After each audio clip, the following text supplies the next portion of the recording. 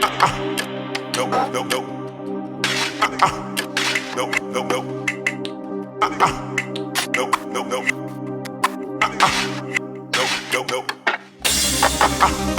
No, no, no. Welcome to Sacred Cows. My name is Andrij Zip. Today I have Andy No. Andy was fired from his job as a multimedia editor for the Vanguard, the Portland State University newspaper, for reporting the news. Andy, welcome to Sacred Cows. Thank you for having me on. Awesome. Thanks for being here. All right, Andy, can you just explain what happened? Yes. On April 26th, I attended a public interfaith panel event on campus organized by administrators as well as students. I came, even though I, at the time, was a multimedia editor for the student paper on campus, I came not on assignment, but out of my own personal interests, and also to support one of the people speaking on the panel. And when I was there, most of the event was uncontroversial, and I would say uninteresting as well.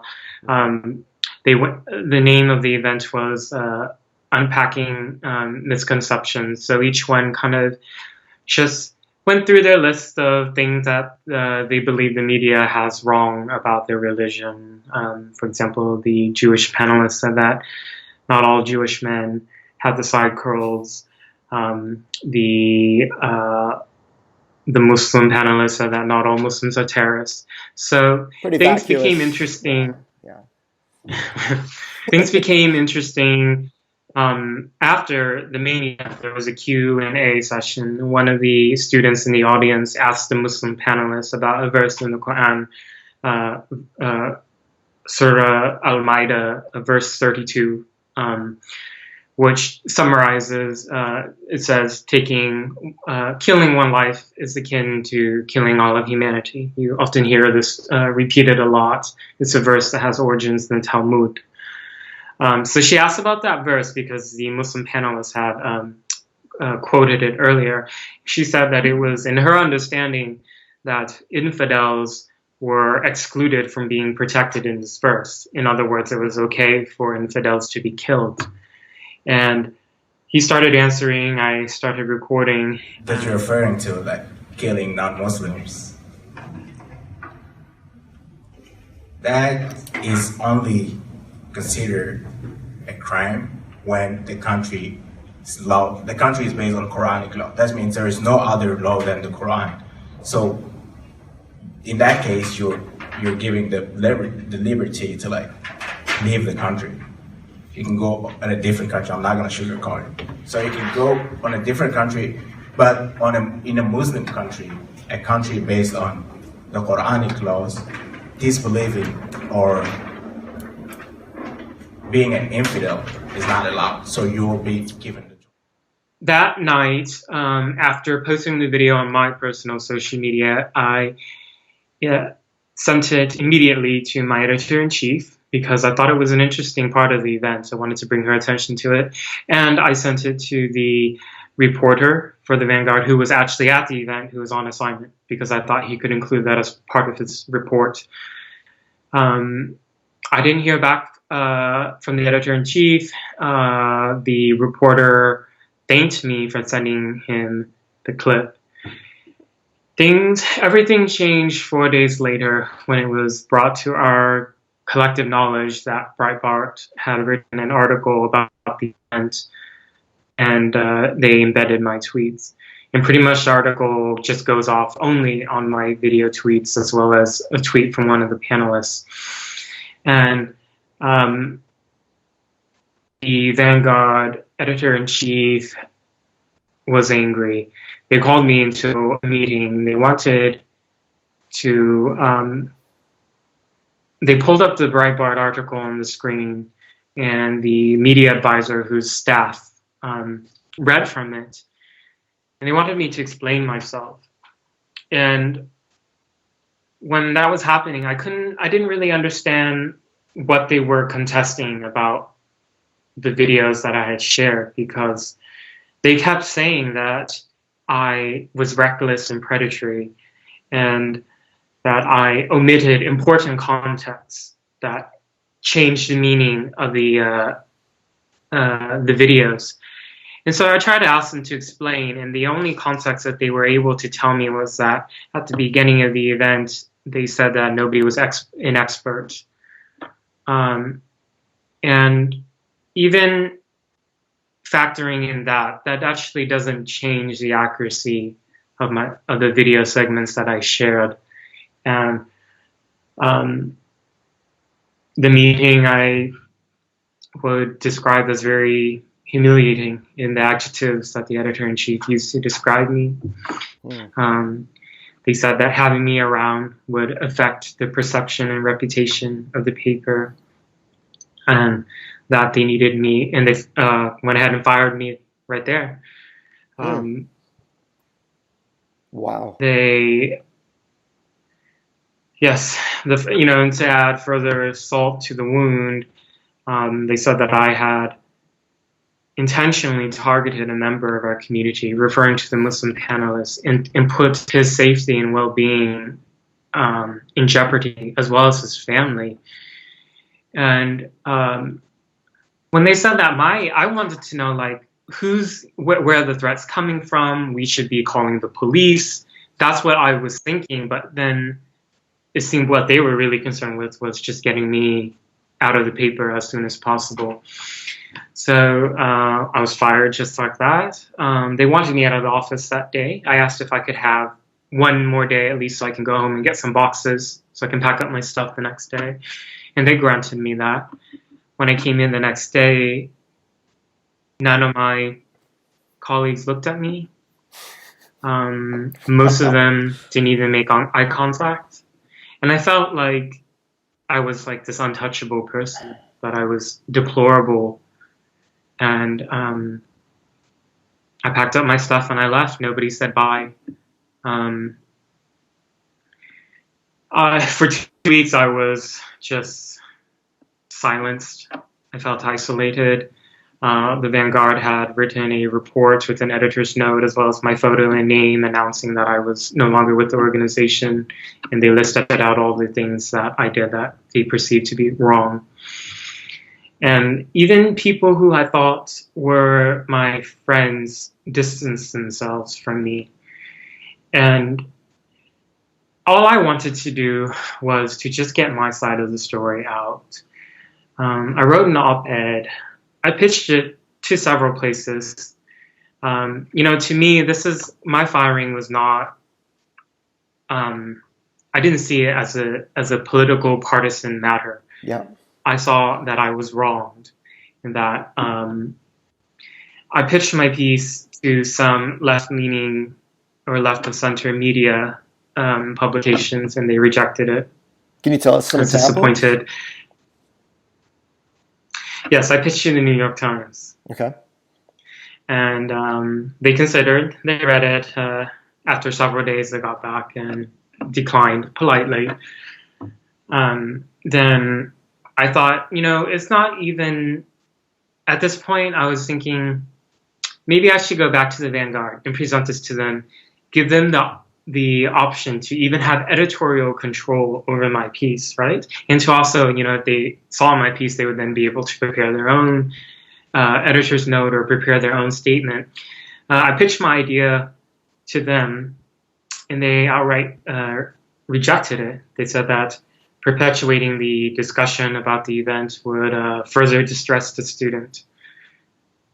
So after that, it was just rejection after rejection. I was thinking, maybe no place finds what I have to say valuable. In the end, National Review believed in me enough to give me a voice. When they published my piece, I did not expect that the story would have been so widely shared as it has now. And I'm really overwhelmed and humbled by the support that has come out. And I really appreciate that you're having me on and allowing me to share my voice. Obviously there's a lot of dimensions to this, but obviously political correctness is really at the heart of this. What are your views on political correctness, and why is it a sacred cow? I think, like, the main reason that I was cited for the firing was that I had violated SPJ journalism ethics. And my opinion, my personal opinion, is that the editor-in-chief, as well as the other people involved in making the decision to fire me, just use the SPJ as an excuse, really, for political correctness.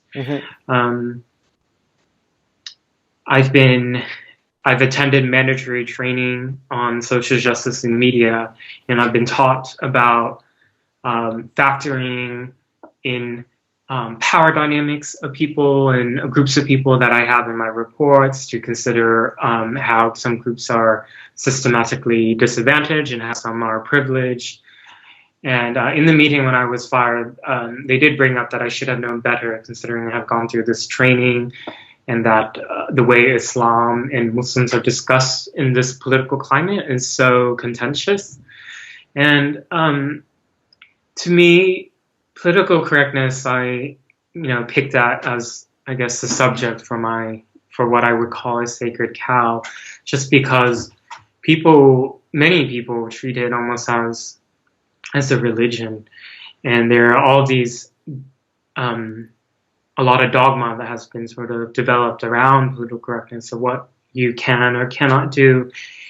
And I think some of it has merit, and I think discussions about political correctness and training in diversity is all very important and good to have. However,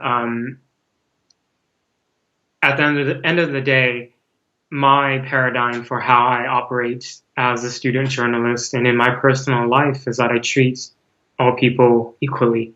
Yeah. And so it doesn't matter to me if somebody is a Muslim, if somebody is an atheist, if somebody is a Christian or a Hindu or a Buddhist.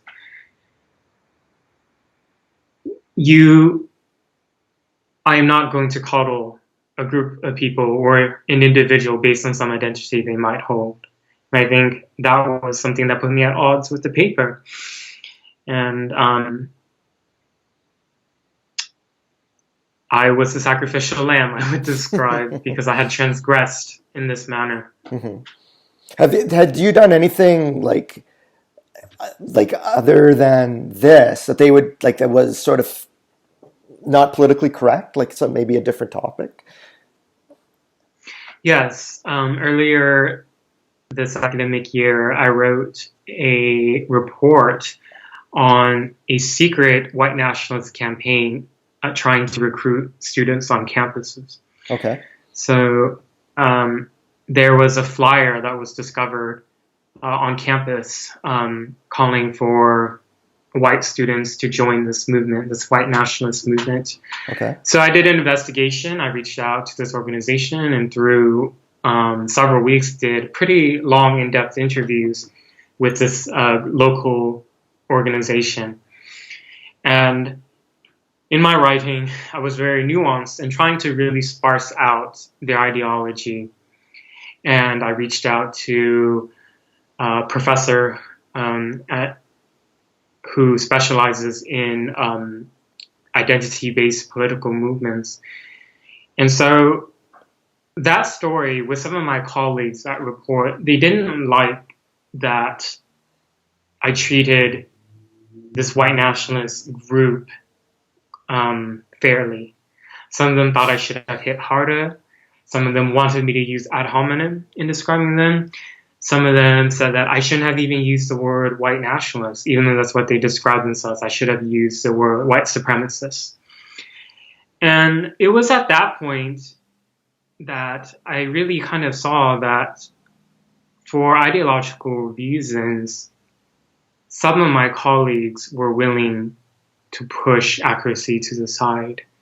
Now, ultimately, my story was published with minimal changes from their input. However, just that dynamic of what happened in the office kind of showed me, it gave me sort of a warning to sort of be careful of not stepping outside the line. To be careful Yeah. of not stepping out the lines. Yeah. Or know that there are people who read the paper, who are in the paper, who are very tuned to what is acceptable to say or not say in reporting based on ideological reasons. Yeah, that's great. Like it's like like it's at that point it's just propaganda. You're just publishing rhetoric based on an ideology, right? You're not trying to report the facts. You're just trying to push an agenda. Am I wrong, right? Propaganda is probably too strong a word for me to describe the news section of my former employers. I would say for the most part, they did try hard to be balanced and fair, but just on certain subjects that are contentious, they felt like they had to virtue signal and to take a staunch position. And as a student paper, they can do that. I've learned that that's not the style that I want to work in. I think it's a dangerous, slippery slope for journalists to collectively feel that they have to push a certain agenda because they feel like that's the right thing to do. Because in many topics covered in the news, what is right, what is wrong is contested. And for me, I personally feel uncomfortable to give the gatekeepers of news that much control over deciding what the masses will read or watch. What do you, outside of journalism, what do you think about political correctness? I appreciate people who are trying to educate themselves on cultural issues, cultural sensitivity. Yeah. What I don't like is the coddling. And I think it comes from, I'm going to speak a little bluntly here. Please do. Out of a white guilt, a lot of people then now have this sort of white savior complex of really trying to police the language, ideas, and thoughts of people around them. And my approach as somebody who is of the gay son of refugees from Indochina is that I'm okay with people making mistakes in how they refer to something culturally about me, or if they get something wrong, it gives me an opportunity to kindly educate them in a way that's not patronizing. And I think with the dogma that comes around a lot of political correctness is that it's very nasty in how it wants to call people out.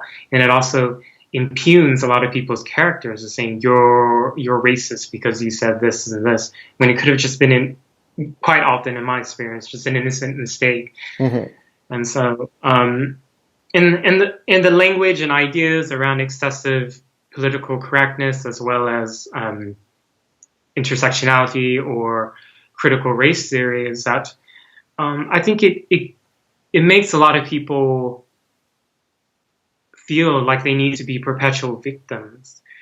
And this is an ideology that I used to buy into years ago, and all it did was make me bitter about people around me, about the world, and it made me think that being a victim was somehow virtuous, that it was a reflection of being a good person by being a victim of society, of racism, of oppression, so on and so forth. And it never really allowed me to pull myself out.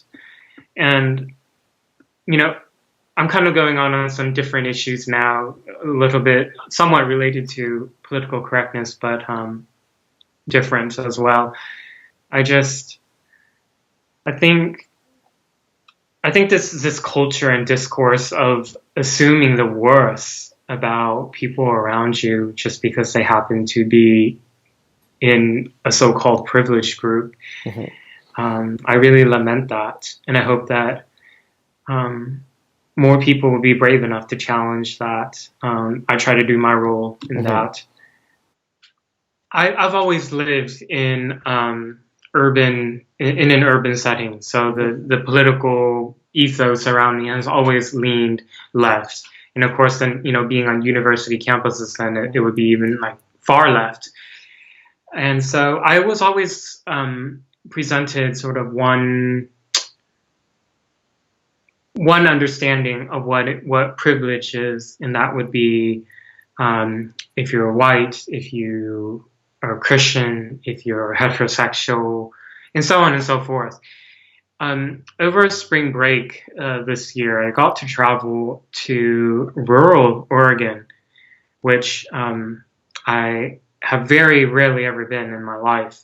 And when you leave the Portland area and you go out to these small towns, what I noticed, and also what I observed in my interviews with people, was that this grand concept of privilege, because they happened to be white, most of them were Christian, it seemed to evaporate pretty quickly. And the communities I went to were former communities that had a lot of the timber industry that had their jobs evaporated because of federal regulations. And now what they have is declining populations, ghost towns, and rampant drug abuse, meth, alcohol abuse. And these people also had much lower levels of education. And all of them were white. And they were living in these homes that were, it looked like something from the Ninth Ward in New Orleans. I went to do Katrina relief years ago, and many of the homes looked that bad, I would say. And so that was quite an experience in showing me that privilege, as narrowly defined as it often is in a lot of these university courses or training classes, or in my example, student media training, it doesn't really reflect the reality of many American lives. And in the case of Canada, I know that the story is also repeated. And so I don't like a lot of the discourse surrounding identity politics, because it really assigns group blame. It demonizes a particular group of people, and it brings up a barrier in having us see the common humanity that ties all of us together. I think in all this diversity stuff that I hear and see every day on campus, we need more diversity in the classroom, diversity in the faculty, so on and so forth. The diversity they want is very superficial. They want more diversity in different skin colors, maybe sexual orientations. It's like, just because you come from a particular ethnic background doesn't mean that you share an entirely different American experience, right? And to me, these are gestures. And it's frustrating to me. A lot of these beliefs also bleed into journalism. In me, just working at the student level, I was subjected to that, and I see it every day. And I think it's not a big surprise that the mainstream media, is so distrusted in the United States. When you look at the polling data, and like, when my story comes out, when other similar story comes out, it really reinforces this. And the unfortunate side of that is, there are a lot of great things about media. I work in media. It's the field that I would love to pursue a career in. But if the mainstream news sources are being scared to broach on certain subjects because it challenges power dynamics in a way that makes them uncomfortable, then what you do is you concede that gap to social media, which is rampant with disinformation and misinformation. You concede it to blogs, which have no fact checking, and you concede it to the far right and the far left, who are driven primarily by ideology. So it lose for everybody. Mm-hmm. Well, yeah, like it seems like a lot of political correctness, it's all about diversity. In like you said, in very superficial terms, like things like skin color, national origin, or sexual orientation, or um, religion, etc. But it's not really doesn't seem to value diversity of ideas. It seems like political correctness doesn't tolerate conservatism. It's not that there's something great about like conservatism, but it's just one idea out of many. Do you think is that fair? Do you think to say?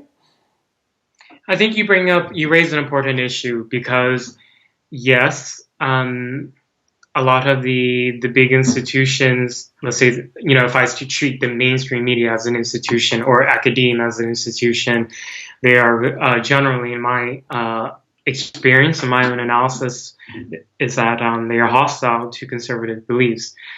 And so then what happens is that, 50% of the country identify as conservative or at least vote Republican, and you deny yourself an opportunity to reach out and to understand the views of these people. And so it's just a way of creating, and then in effect what happens is you create a silo of an echo chamber where you only hear views that you agree with. And I think and then that ties to the larger issue of free speech on campuses and how all these so-called anti-fascism movements, social justice movements are their opposition to repugnant ideas is through censorship, and it seems like they don't realize that now with the internet and all that, just because you deny somebody the opportunity to speak on your campus or outside in public doesn't deny them an opportunity to disseminate their own ideas through social media and so on and so forth. And it also then denies the wider public an opportunity to really sort of engage with the ideas that they have to say and to be able to take it apart, especially if they're bad ideas. And with me personally, I would like to know who's a racist, who's a white nationalist. I want these people to illuminate their views so that I know. But unfortunately, most of those around me just prefer the public censorship, which in the end just then push it. I don't know that. Oh, sorry. No problem. I lived in Japan for 12 and a half years.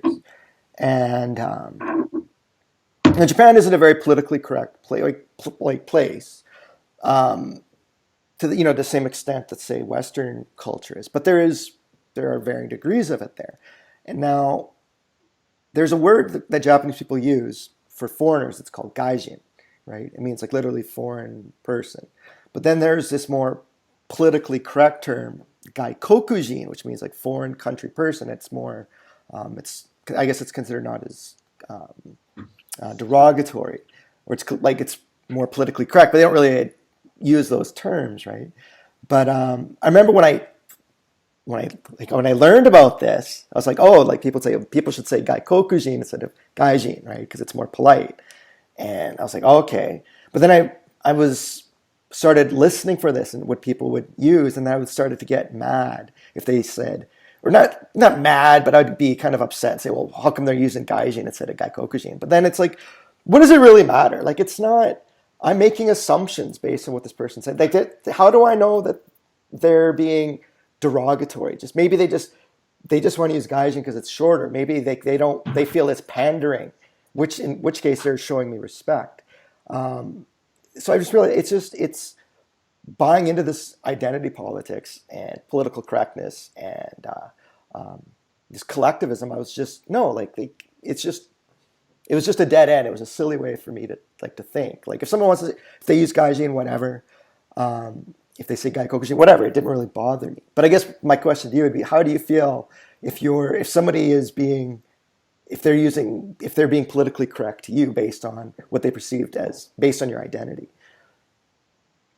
So with the story you just gave, Japan is an extremely homogenous country. Yeah. And so with what you shared, I'm thinking like, if I was in your shoes, I would understand that maybe because they may not have, a lot of them have not had opportunities to interact with expats, but they're not maybe familiar with how these two terms are perceived to the expat. My own experience that is kind of a parallel is that, let's say if I travel to a rural place where it's mostly homogenous, white, and they're not used to seeing somebody of Asian background, the assumption quite frequently is that they would just assume I'm Chinese. Now, that used to make me upset and think then I would buy into this whole, a lot of the anger that comes with like social justice activism. However, like now, I understand more of like where the ignorance comes from, and it's not an ignorance that comes out of a malice in their hearts. Yes, it's like, their perception of maybe the few Asians who live in their community are Chinese. So then they just make that innocent mistake of then assuming I am too. And it gives me an opportunity to correct them and to let them know. And yes, this points to like kind of like intent and giving people really the benefit of the doubt instead of assuming the worst that when they, make a mistake of referring to me as Chinese, that they're racist. Yeah, and definitely, like, don't get me wrong, there's, like, people might say, well, okay, but you're, like, it's Japan's a homogenous society, you're some white guy, like, it's not like you're experiencing a lot of oppression. It's like, okay, but, like, I'm not saying that I was, I'm just saying, in my experience, like, I could have, it seems like a lot of political correctness is, like, it's you're choosing to be a victim, right? Like, it wouldn't have been to the same degree, but I think, like, a lot of, for example, cultural appropriation, it's a lot of that, it's like, you're choosing to take offense. Like, you could look at this in a lot of ways. You can look at this as being a positive thing when people appropriate your culture, but you're choosing to take offense, and that things can't change. You're actually being very conservative by believing in cultural appropriation, and you're choosing to take offense. Cultural appropriation accusations of cultural appropriation is one thing that quite angers me a lot. Culture of humans has always been in flux. Exactly. And the more that we've interacted with one another, the more we borrow, we take, we give, and we take. And now there's this trend to where people believe that by virtue of, let's say, somebody's ethnic or cultural background, only then can use let's say certain costumes or music or food. And it's like, it goes in this direction of like, of groups, right? Of collectivism. And all societies have been really kind of enriched by these cross-pollinations of cultures. And I'll give an example. Up until the early 20th century, in my parents' country of origin, Vietnam, most of the people were illiterate. At the time, the Vietnamese used an adopted script from classical Chinese. So they were characters. And unless you had the privilege of attending school to learn all these characters, and there's so many, that would be your only way to be able to read and write. Well, it was European missionaries, French and Portuguese, who brought the Latin alphabet to Vietnam and adopted it towards the Vietnamese language so that it was phonetic. And with that, the literacy rate over just a short number of decades in the early 20th century shot up, because now it was much more easy to be able to teach people how to read and write in a phonetic system. Now, if they were operating under this paradigm that we have on many university campuses today, that we don't want to culturally appropriate from the Europeans, you would have denied so many people the opportunity to communicate. So, this is just one particular example. That's a great example. I don't think that groups of people have an exclusive claim to some aspect that they believe belongs only to them. When people are insensitive about how they use certain aspects of a different culture, I think that should be an opportunity for dialogue, not accusations of racism and ad hominem attacks. And that's unfortunately what I'm seeing most of the time. Mm-hmm. And a lot of it, it's like, where do you draw the line? Like, if I go for sushi and I'm using chopsticks, and it's like, well, you're culturally appropriating. It's like, am I really, by like going for sushi, right? Or my kids are Japanese, so let's say in the summer, and they send me some Gaeta shoes. They're the traditional Japanese sandals, and I wear them around in the summer. People, well, you're culturally appropriating. You shouldn't do that. It's like, oh, really? I'm culturally appropriating, right? I'm just this was sent to me by a different culture. Like, it's not like what you can only belong to this culture to use these items. Why? Just because they're old and traditional? Like, if they were new school shoes from Japan, like something that were just made, like, would that be cultural appropriation? Like, where do you draw the line? It's ridiculous. The conversations around cultural appropriation, I think, is important. Mm-hmm. I think people need to be able to divorce the discussion from the nastiness that's it's been wrapped around. And I don't see it getting better, unfortunately. I see the accusations getting more. It's just going to get crazier, I think. So, all right. Well, thanks a lot, Andy, for talking to me. Anything you want to leave our viewers with before we go here? Well, let me thank you for bringing me on, giving me for being on. an opportunity I thought to we had share a great my thoughts. conversation. I really enjoyed it. Likewise. And I want to thank your viewers for watching and listening to the ramblings of the stranger. Hopefully I had something of value to say. People can reach out to me on Twitter. My Twitter handle is at Mr. Andy Ngo, MrAndyngo. Okay, awesome. Well, thanks again, Andy, and thank you for being on Sacred Cows. My pleasure. Thank you. No, no, no. No, no, no. No, no, no. No, no, no.